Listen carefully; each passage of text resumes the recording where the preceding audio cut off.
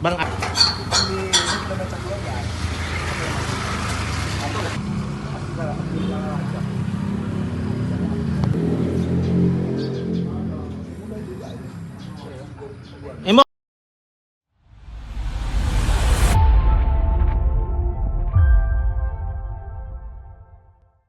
Tribuners, bersama saya Joy, Anda sedang menyaksikan Saksi Kata, rekonstruksi peristiwa dari narasumber utama.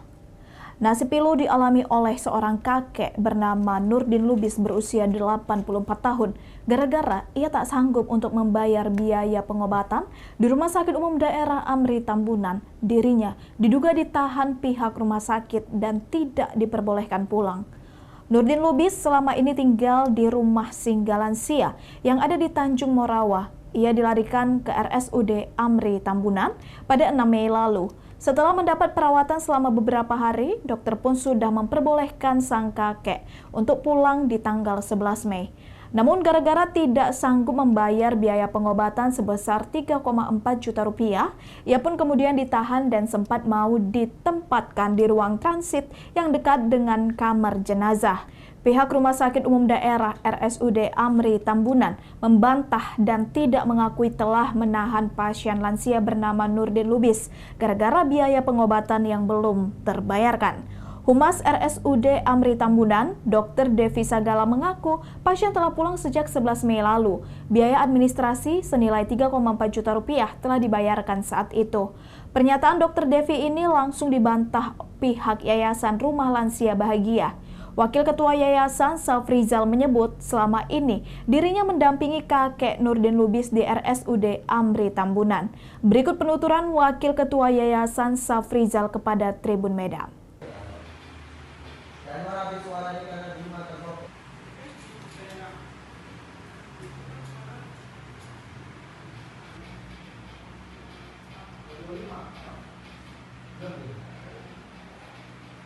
Teman-temannya. Kan subuh kan belum lagi bangun. Cak Adi kan masih tidur Kak Adi. Jadi Kak Adi senyumlah Kak Anwar. Ya Kak Anwar besok aja. Kawan satu pintu dua. Nanti Kak Anwar Allah Akbar. Jadi Allah Akbar. Nanti Kak Anwar. Oh, di mana?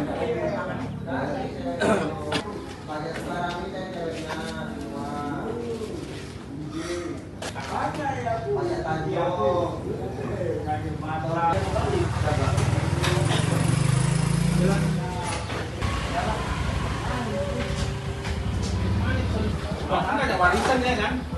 Nantilah dibicarakan. Kita diskusi ya. Memang nggak bisa. Orang Pak Garis nggak punya pesta, apa mau nembak?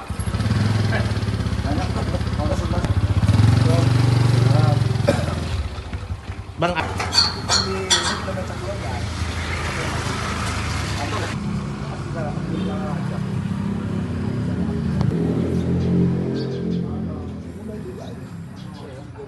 Emo. Selamat sore Tribuners, bersama saya Indra Gunawan Sipautar, reporter Tribun Medan. Tribuners, saat ini saya sedang berada di Rumah Lansia Bahagia yang berada di Tanjung Morawa, Kabupaten Deli Serdang.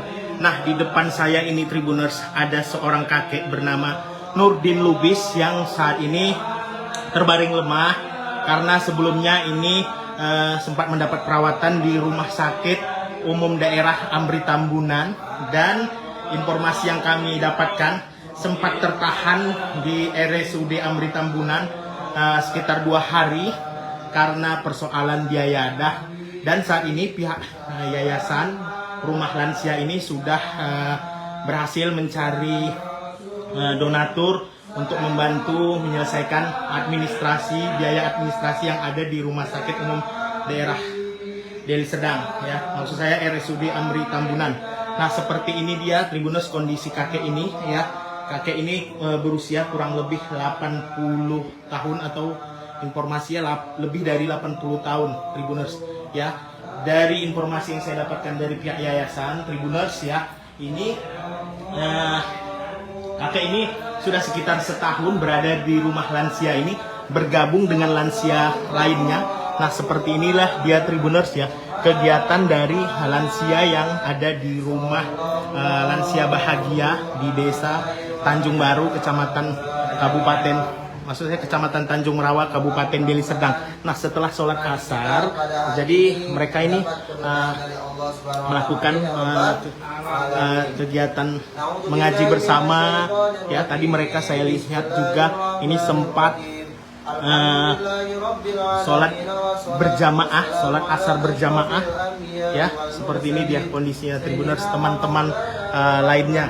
Dari informasi yang saya dapatkan dari pihak yayasan Tribuners, ada sekitar 25 orang ya lansia yang dirawat di rumah ini. Nah, seperti ini dia Tribuners. Nah, terkait adanya dugaan kakek Nurdin Lubis di rumah sakit umum daerah Kabupaten Deli Serdang. Ini saya sudah sempat mengkonfirmasi pihak rumah sakit melalui Humas Dr. Depi. Jadi Dr. Depi baru saja saya konfirmasi disampaikan bahwasanya pihak rumah sakit ini membantah melakukan penahanan seorang kakek karena persoalan administrasi yang belum diselesaikan pihak yayasan.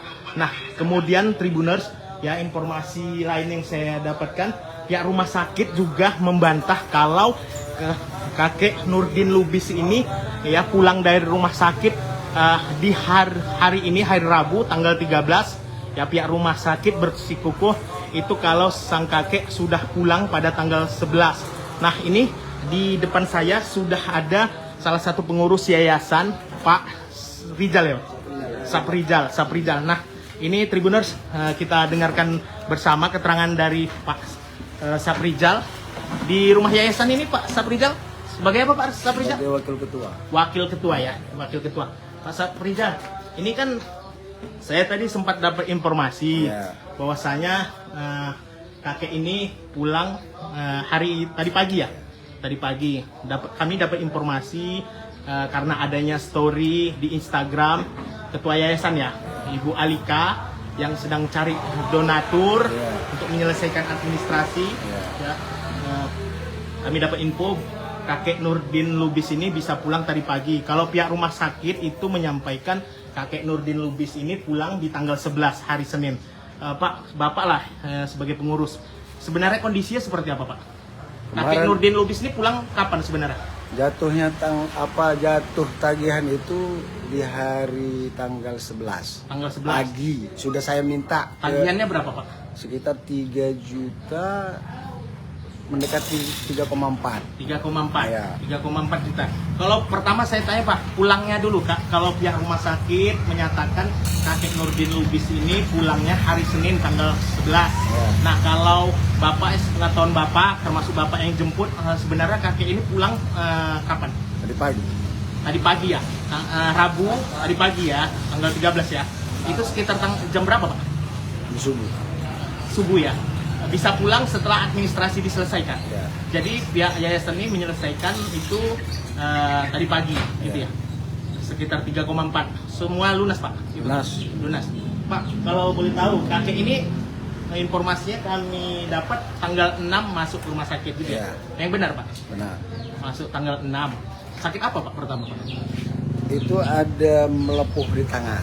Melepuh di tangan. Kemudian Bukan keluhannya apa aja? keluhannya pernah demam, Demam. kemudian menggigil. Jadi kami anggap itu memang dari dokter jaga kita yang di sini menganjurkan supaya bawa ke rumah sakit. Makanya dilarikan ke rumah maka sakit di rumah tanggal sakit 6 itu ya. Iya. Baru tanggal 11 yang nyuruh pulang itu siapa? Dokter katanya sudah visit dokter, sudah bisa pulang. Udah kondisi udah membaik ya. Iya. Nah, waktu itu Pak tanggal 11 itu uangnya sudah ada? Belum ada. Belum. Makanya kan kemarin tuh kwitansi saya minta, ya kan, kwitansi yang belum ditandatangani, saya foto, saya kirim ke pimpinan. Jadi pimpinan bilang sabar, donatur kita, donasi kita belum cukup, jangan segitu. Nah, ini ada donatur yang berjanji malam, kan gitu. Jadi ya udah, kita tunggu kan gitu. Intinya uang baru terkumpul kemarin lah gitu ya. Ya kemarin. Makanya hari Rabu pagi tadi pagi bisa diselesaikan administrasinya gitu ya. Pak, waktu di awal orang pasien ini, kakek ini, Nurdin Lubis ini masuk pasien umum gitu Pak? Iya. Ini kayak mana? Identitasnya seperti apa sebenarnya? Nggak ada identitas. Nggak ada identitas. No KTP, no KK. Pertama kali ditemukan ini di mana Pak? Di Tuasan. Di kawasan Percut Setuan? Iya. Di sana, baru dibawa ke sini. Iya. Kondisinya selama ini Sehat. Cuman kaki agak nekuk, nggak bisa jalan.